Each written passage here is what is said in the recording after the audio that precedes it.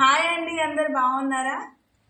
అందరి ఇంట్లో సండే రోజు చికెన్ మటన్ అయితే మా ఇంట్లో ఈరోజు ఆలుగడ్డతోని చేసిన పులుసు అండి. చాలా అంటే చాలా బాగుంది.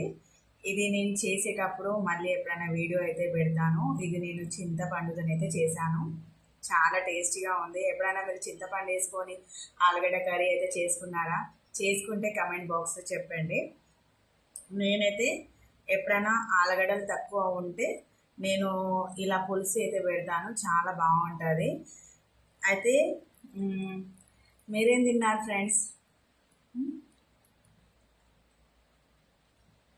బాగుంది ఫ్రెండ్స్.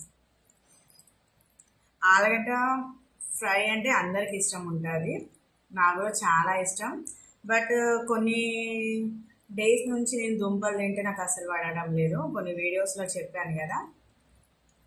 అయితే దుంపలు తింటే ఏమవుతుందంటే నాకు స్కిన్ పైన ఎలర్జీ లాగా అవుతుంది.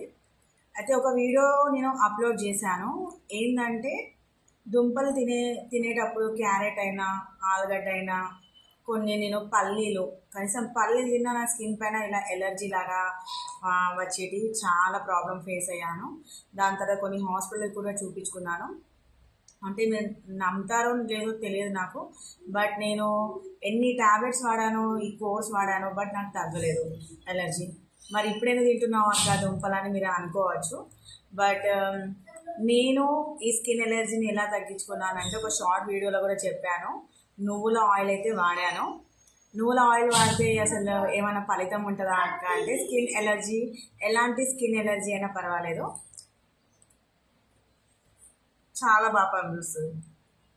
మీరు ఒక్కసారి ఎవరికైనా స్కిన్ పైన ఎలాంటి ఎలర్జీ ఉన్న వాళ్ళైనా పర్వాలేదు, హాస్టల్లో ఉన్న వాళ్ళు పిల్లలు పాపం చాలా సఫర్ అవుతారు. వాళ్ళు కూడా మీరు ఒక నువ్వుల బాటిల్, చిన్నపిల్లలకి ఆయిల్ అయితే పెడతాం కదా నెత్తికి చిన్నప్పుడు, ఆ ఆయిల్ అనేది రోజు 1-2 టేబుల్ స్పూన్ మనం డైరెక్ట్గా తీసుకుంటే దీనివల్ల మనం స్కిన్ ఎలర్జీని తగ్గించుకోవచ్చు.